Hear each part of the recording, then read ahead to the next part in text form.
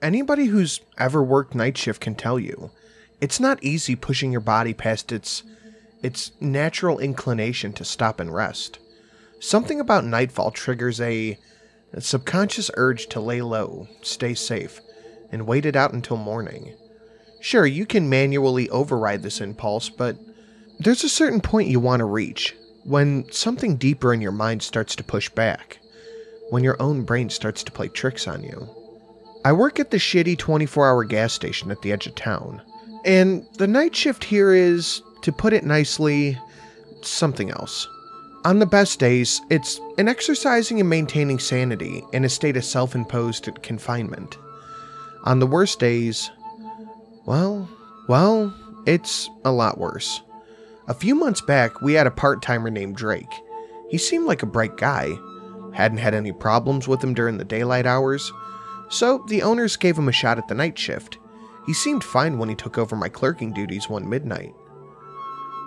By dawn, he had already lost all of his clothes, by which I mean he genuinely lost them.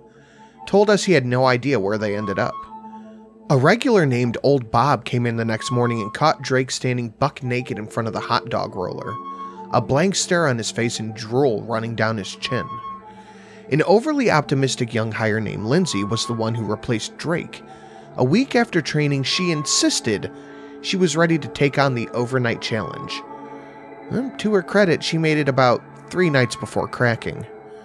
Poor Lindsay called the sheriff's department at 4 in the morning, ranting about how she had fallen into a time vortex while cleaning behind the frozen drink machine. She'd swore that she'd been trapped in a pocket dimension inhabited by dog people for several weeks. And before any of you get excited, let me assure you that her story kind of falls apart upon closer examination. I checked behind the drink machine, and I did not see any time vortices. When I came in to start my morning shift a couple of days later, there was nobody at the register. I, eventually, found the new hire, Gus, standing in front of the mirror in the bathroom. When I asked him what he was doing, he told me that he'd been trying to remove his contact lenses for like an hour and a half. After the paramedics cleaned him up, he came to his senses and confessed that he was never even wearing contact lenses. In fact, before that night, he had perfect 20/20 vision, and he had never used contact lenses before in his life. I'm not sure what was more concerning, the fact that he had permanently blinded himself in his left eye, or that thing he managed to pull out of his right one.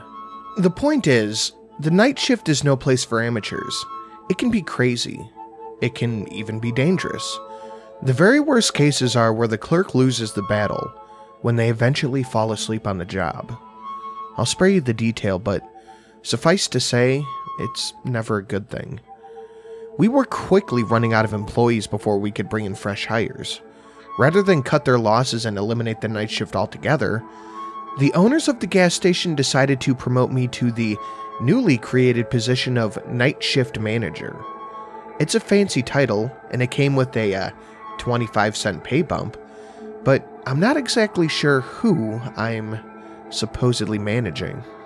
Considering I'm the only one here each night. I guess it makes sense though. The owners can't have employees falling asleep, and for reasons I won't go into, I don't have to worry about that. It works out fine as a temporary solution, and to be honest, I never minded the after hours. Fewer customers to deal with means less work for me. It also means fewer distractions from reading books and browsing the internet. On the other hand, it puts me at ground zero for some of the weirdest occurrences at the gas station. Like that time I met the Crow. It was somewhere between the way too late at night and way too early in the morning. I was sitting behind the register with a cup of coffee in front of me, and a book about vampire penguins in my hand. Don't ask.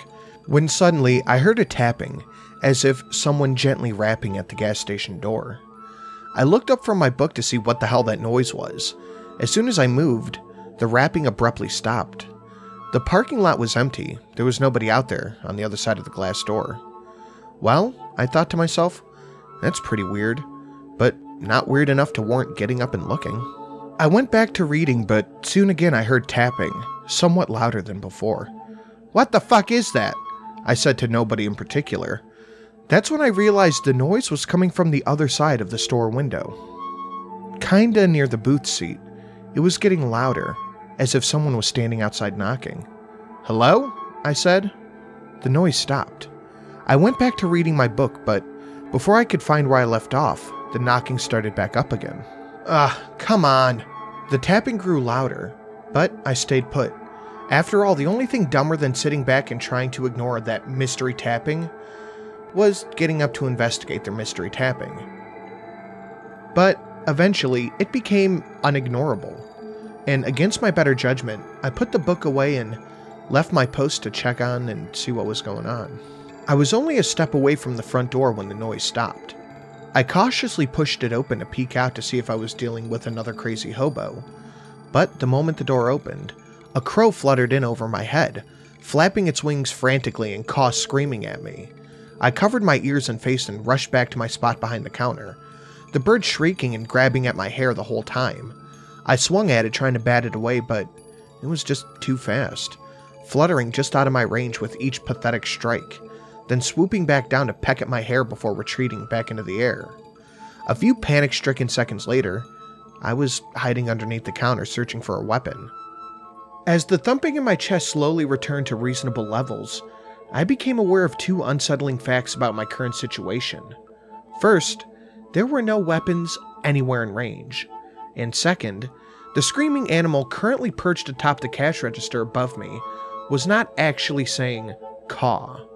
It was saying a completely different word, a word that no animal outside of the human variety should ever be able to say. Amway. I sat on the floor leaning against the wall of the counter, focusing on the noise. There was no mistaking it. The crow was definitely saying, Amway. In a pathetic attempt to scare it off, I punched the counter above me and shouted, Hey, get out of here. The crow responded with a squawk, Amway, work from home, be your own boss.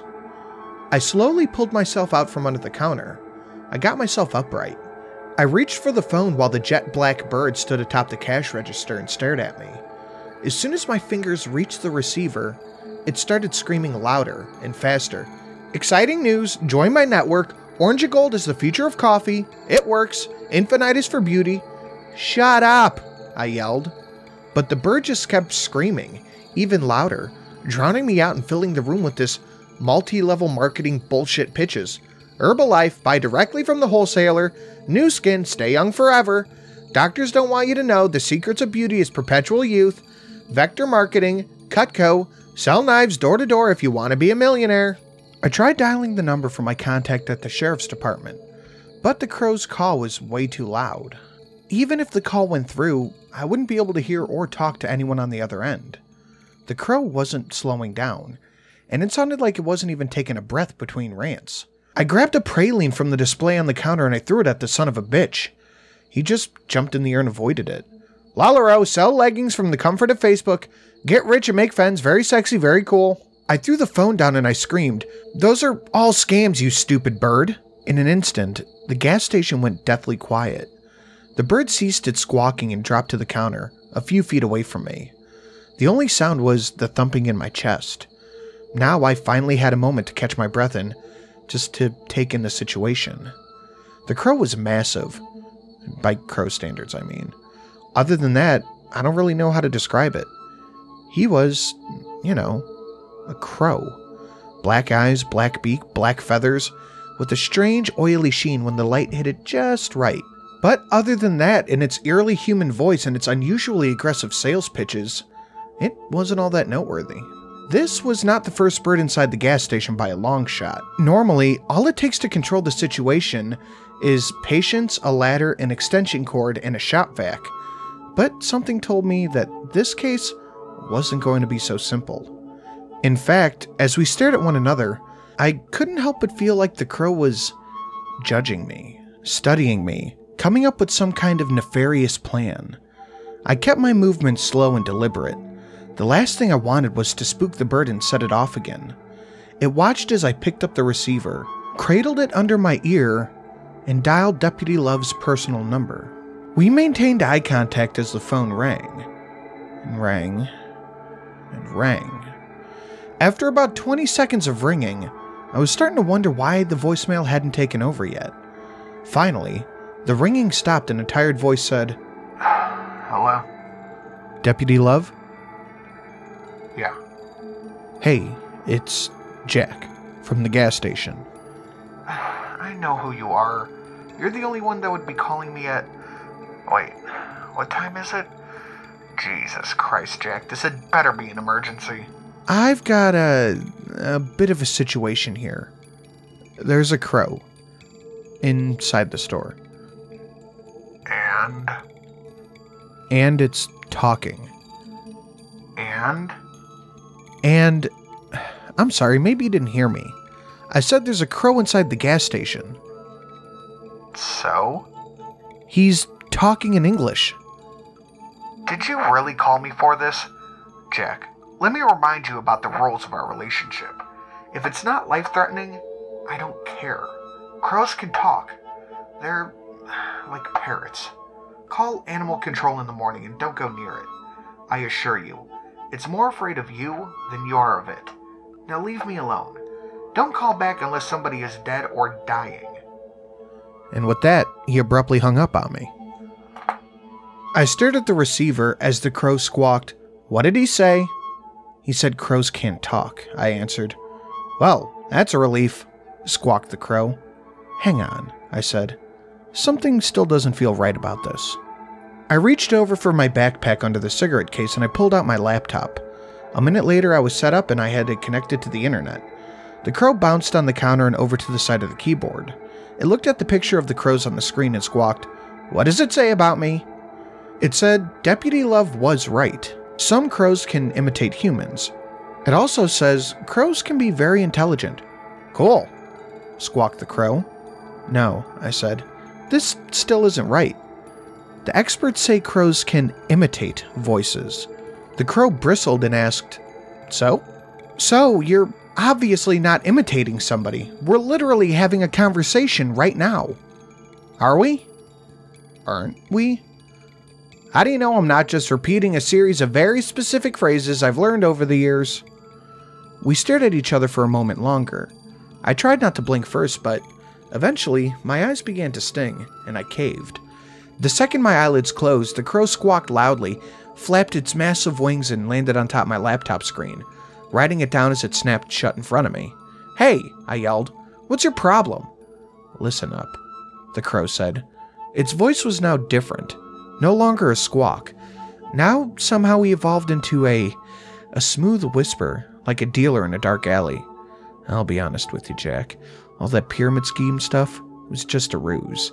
I wanted to test your reaction, see if you were the gullible sort. I'm happy to say you passed. You're just as clever as I suspected. What are you talking about? I asked. I need a favor from you. A big one. I'm willing to pay for it. I shook my head. I don't use crow money. Is that even a thing? Crow money? I can make it worth your while. Trust me. I have skills. We can trade. Favor for favor. Right then, the door swung open. Mr. Crow had me so distracted that I didn't even realize a truck had pulled into the parking lot, and a real human customer was about to require my attention. The crow flew back to his spot on top of the cash register and sulked as the young man in a camo jacket tossed me a, Hey, Jack. Only then did I realize my mistake. This was not a customer. This was just another inconvenience. One of the locals with the distinct honor of gracing our "do not serve these people" wall of shame. He walked up to the counter and pointed at the display behind me, and he said, "A pack of Skull Original, please." I took a deep breath. What are you doing, Travis? You know you're banned for life. What? Travis shook his head, confused. Still? Yes, still. Always. Alright, well in that case, just give me a pack of Marlboro Reds. I can't. You're banned. Hey, what's with the bird? Travis gave the crow a come at me face. Oh, he talks. Cool. Polly want a cracker? The crow squawked. Fuck you! Travis went red in the face. Fuck me? Fuck you, bird! The crow shot back in a deep voice. Your mother sucks cocks in hell. What the fuck did you just say to me, you cricket-eating, no-armed, feathered fuck? Travis took a step towards the animal, but the crow reacted by going airborne, flapping its wings and emitting a deafening sound like 100 car alarms going off at once. It flew toward the man, talons extended at eye level. Travis spun around and screamed incoherently, racing towards the door. As soon as it shut behind him, the crow went silent and landed back on the counter. I snapped a couple of times next to each ear just to make sure I hadn't gone deaf from this explosive crow noise. Then I said, "The hell was that?" "What?" the crow asked defensively. That gentleman clearly didn't understand he had outworn his welcome. You were having trouble communicating this. No need to thank me. I wasn't planning on it. Great. So, listen, I was sort of in the middle of something when you showed up. What's it gonna take to get you to... just leave me alone? The crow hopped over to the edge of the counter to face me. It looked to both sides as if it were checking to make sure that we were alone. And he whispered, "I need you to kill a cat." There's an expression in French called l'appel de vide. It refers to that short burst of subconscious desire to do something absolutely crazy and irrational. Literally translated, it means the call of the void. If you've ever leaned over a building ledge and thought, just for a brief second, I could jump right now. That's l'appel de vide. As I looked at the animal sitting in front of my face, I had a sinister thought pop into my head. From this close, I could easily reach out and grab the crow by the neck before it had any time to escape. Was it testing me? Or was it showing off how little of a threat it considered me to be? I dismissed that crazy thought, then took the next one in line. Wait, what? A cat? Any cat? Why? Also, no. No. There's a specific cat that's been harassing me for a couple of weeks. He's a real pain in the cloaca. I need you to off him for me. In exchange, I'll take care of an enemy for you. Anyone you want. Seems to me your life might be a little bit easier if that Travis guy weren't around anymore. Why do you need me to kill a cat? You seem more than capable of doing it yourself. Of course I am, the crow laughed, as in he genuinely let out a human guffaw that lasted all of 5 seconds. Have you ever seen Alfred Hitchcock's Strangers on a Train? Have you? I'm a crow, Jack. Of course I've seen it. Oh, okay. Here's the deal, Jack. My girlfriend loves this cat. She considers him her pet, and she's smart. If I kill him, she'll figure it out and she'll never forgive me. No, I can't risk that. I need a rock-solid alibi. That's where you come in. If you were the one to kill him, she'd never know I was involved. Then I can take care of someone of your choosing, and nobody will ever trace it back to you. No one could ever link us. We don't hang out in the same social circles. We're not friends. We're not even the same species. We're just strangers on a train. I think I liked you better when you were pushing scams. The crow's head spun around at 180 degrees, aiming at something at the other side of the store by the boiled peanuts. Be silent, human. Do you hear that? It was another brand new voice, sounding suspiciously like Arnold Schwarzenegger. No? Hear what? It leapt from the counter and dive-bombed towards the other end of the room, swooping around the grocery aisle and disappearing from view. For the next minute, I didn't hear or see anything. It was enough time for me to truly reflect on the absurdity of the situation. Here I was, talking to a crow.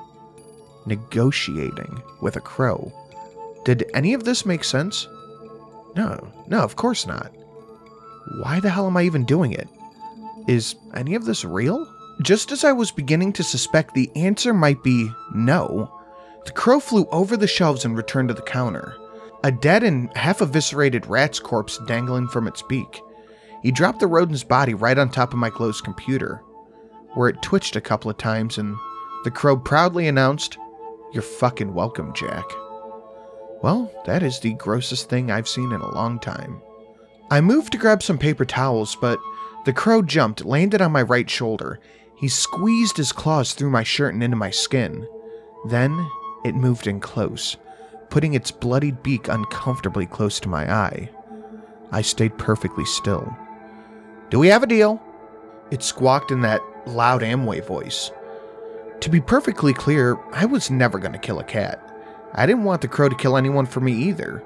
There was absolutely nothing appealing about this bird's offer.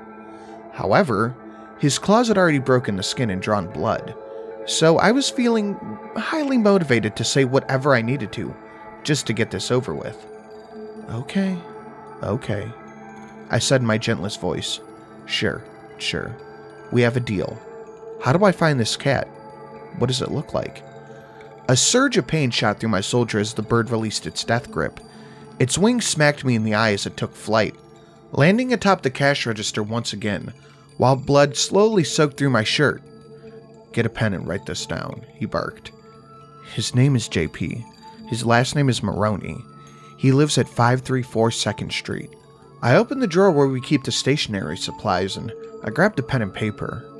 But I could sense that something just wasn't quite right here. Wait, this cat has a last name? Yeah, he works at the high school. He lives alone. The best times to off him are evening and weekends, but you'll have to be careful. He's got a watchdog named Max. You might need to kill or drug him first. He's allergic to peanuts and keeps an EpiPen. Wait, I interrupted. You're talking about Coach Maroney from the high school. That's the one. But Coach Maroney is a human. Yeah, I'm well aware of that fact. You said you wanted me to kill a cat that had been harassing you. That cat has been harassing me, Daddy-o. We stared at each other as the awkward realization fell into place for the both of us. I realized that he was using outdated slang this whole time, and expected me to commit literal human-on-human murder. He realized that I was already notably hesitant about the idea of killing a literal cat. For the first time in my life, I realized that a bird was actually disappointed in me.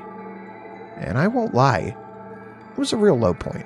Before either of us could say anything else, a pair of headlights lit up the building. A truck pulled into the handicapped parking spot right outside the door, with the high beams on and the engine still running. The driver stepped out of the vehicle. "Oh shit," squawked the crow. He had already noticed something that I hadn't. I couldn't even get out the question before he jumped off the cash register and flew away, landing atop the cold drink case as the door swung open. Soon, I understood why the crow was spooked. It could have been the pantyhose the man was wearing around his face, or it could have been the pistol in his hand, which was now pointed at my face. "Open the register," he screamed, shaking the gun at me with each syllable. Okay, I said, softly and slowly. I was trying to keep the man calm. This was far from my first robbery, but no matter how many times you have a gun pointed at your face, it never gets any easier. The key to surviving is making sure not to escalate the situation. The fact that he's wearing a mask is a good thing, I told myself. He's looking for money, not blood. I kept my hands up in front of me, and I let him watch as I stuffed cash into the paper bag. "Coins too," he screamed. Really? I didn't mean for it to sound patronizing, but I couldn't help it. He shook the gun angrily, dangerously. I looked down at the open drawer and said, "Okay, sorry, coins it is." As I scooped up a handful of pennies, I heard something that gave me a whole new level of anxiety. It was a loud voice, booming right behind the armed robber. "Freeze! This is the police." The robber spun around and pointed his gun at an empty room, searching for the source of the noise with a quick series of head jerks, then shouting, "Who the hell said that?" I tried my best to keep calm. I didn't hear anything." "Bullshit!" The man spun around. Before I knew what was happening, he had already reached across the counter with his free hand, grabbed me by the collar, and pulled me halfway over to meet his gun. He pushed the barrel so hard into my temple, hard enough to leave a bruise, and shouted into my face, "Who the fuck else is here right now?" I couldn't decide between nobody and I don't know, and in the panic of the circumstance, my brain combined them both and I stammered out, "I don't know, buddy." A growling filled the air. "I am your worst nightmare." The masked man released his grip, stepped back and turned his head over his shoulder, keeping the weapon pointed directly at my face. And for the briefest of moments, I felt another lapel de vide. I could probably get that gun away from him.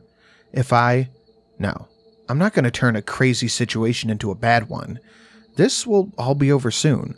We just need to make sure that nothing else crazy happens.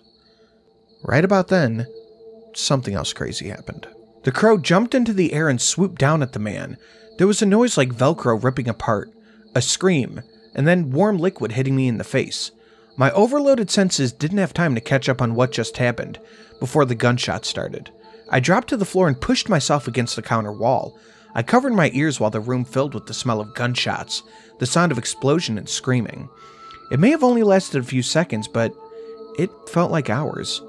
When it was done, all I could hear was the man wailing in pain and fury. "My eye! That fucker got my fucking eye!" I don't know what possessed me to climb back out from my hiding space. Perhaps it was just a mixture of curiosity and situational madness, but a moment later, I was peeking out over the counter to see what had happened. The masked man was pushing his left hand against his face, hunched over in the middle of the store. I stood up the rest of the way and saw that the floor was painted in streaks of blood, splatter art, feathers, and red boot prints all over. On the ground by the man's feet, the crow attempted to flap its wings, but it failed to lift off. One of its wings was mostly gone, replaced by a dark red pulpy stump. The other wing fluttered ineffectively, until the man lifted his boot high into the air and stomped on it. With the animal's wing pinned underfoot, the man pointed his gun at the crow and readied to shoot. "Hey!" I yelled. The man turned his attention my way. His mask was saturated in blood. It erupted from a wound under his hand where his left eye should have been, and flowed between his fingers down his neck and shirt. The crow must have taken a decent chunk out of his face along with the eye. Now the man wanted revenge. I couldn't blame him, but also I couldn't stand back and do nothing. I grabbed the paper bag and tossed it at his feet, and I yelled, "Take the money and go!" The man didn't hesitate before aiming the gun at me and pulling the trigger. I squeezed my eyes shut and braced myself, but nothing happened, other than the sound of a harmless click. He had already fired his entire load. When I reopened my eyes, the man was racing over to the bag of money. As he bent down and got it, the crow released a blood-curdling caw, caw, caw, nearly as loud as the gunshots themselves. Caw, caw, caw. The man ripped off his blood-soaked mask and threw it on the ground, shouting something at me that I couldn't hear over the continuous sound of the bird. Caw, caw, caw. The noise grew louder, louder than a thunderclap, louder than what I thought was possible before this. I covered my ears, and the man attempted to do the same. But the minute he pulled his hand away from his gaping wound on his face, a fountain of blood just poured out. He quickly returned his palm to the bloodied gash and screamed.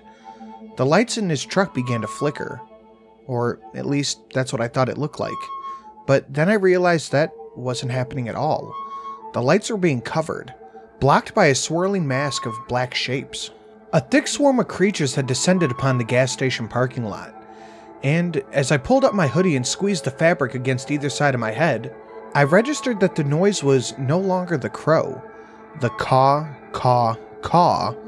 The noise was coming from the tornadic swarm of hundreds of black birds, all cawing in unison, perfectly synced. The earth trembled beneath me. Soon the entirety of the parking lot was swallowed up by the legion of birds. The truck was gone, the world was gone, all replaced by a mass of black feathers. Glass exploded in the window and door, and they poured inside, cawing in the same beat. All I could do was stand there helplessly as the swarm took the man piece by piece. They went for his face first, tearing it to shreds down to the bone. Then they attached itself to his chest and limbs. Soon he was covered in black.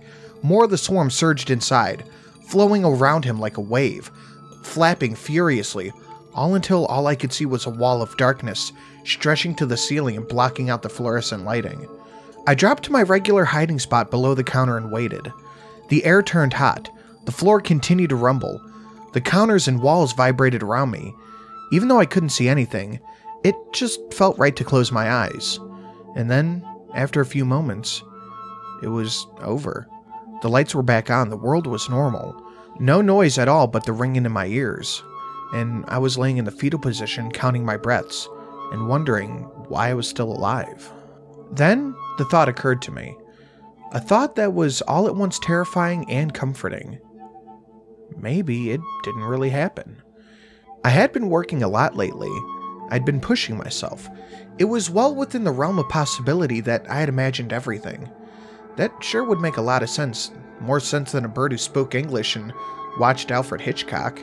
In fact, if I were being brutally honest with myself, there was an unignorable part of me that knew that the world would be better off without Coach Maroney in it. The man was a walking, talking piece of shit in gym shorts, who basically tortured kids like me for a living. Maybe this whole thing was just another delusive machination, born of repressed childhood trauma and caffeine poisoning. I stood up, looked at the gas station, and I accepted the reality. No, I didn't imagine it. There was blood, broken glass, and bullet holes, but there wasn't a dead man. The crows must have taken the robber's corpse completely. I made my way around the counter to survey the damage. That's when I saw the broken body of the black bird, huddled behind the display of chips. I walked over to him, carefully stepping around the glass and puddles of blood. I crouched down and asked, "Are you okay?" His voice was pained. "Do I fucking look okay?" "No, not really." That was a rhetorical question. Sorry I couldn't save you." His voice was getting softer with each sentence. "Don't be, I was gonna kill you anyway." "What?" "I got cocky. I thought I could take an asshole for you. Then you'd be in my debt." "What a fucking pussy. Bringing a gun to a bird fight." "Wait, go back. What was that about killing me?" "After you killed Maroney, I was gonna tie up loose ends. It was all part of the plan. You know what they say. If you can make God laugh, tell her your plans." "Wow," I said. "There's a lot to unpack here. I'm not long for this world, Jack. What am I supposed to do now?" He didn't answer. I waited a few seconds, but there was still no answer. I poked him, but there was still no answer. Eventually, I understood that he wasn't going to answer. His last words were surprisingly appropriate. "Caw. Caw." I turned toward the shattered door and the crow perched atop the hood of the robber's truck, watching me intently. I held up my hand so the crow could see that I meant no harm. Then I moved away from his fallen brethren. If there was some kind of protocol for dealing with the deceased, I didn't want to interrupt it and get permanently marked as an enemy. I'd happily let someone else deal with this. Besides, I kinda needed to make a phone call. Deputy Love picked up after the 20th ring, begrudgingly said, "Hello? Hey, it's Jack from the gas station." I know where you're from. You remember what I told you earlier, right? Or did I just dream this conversation already happened? "No, I remember. Don't call unless somebody is dead or dying." "Well?" he asked poignantly. "Well," I answered. "I called, didn't I?" It took a full 10 seconds for the implication to finally land. Deputy Love muttered, "Oh, I'll be there in about a half an hour. Put on a fresh pot of coffee and don't touch anything." I hung up the phone, pulled out my book, and just went back to minding my own business.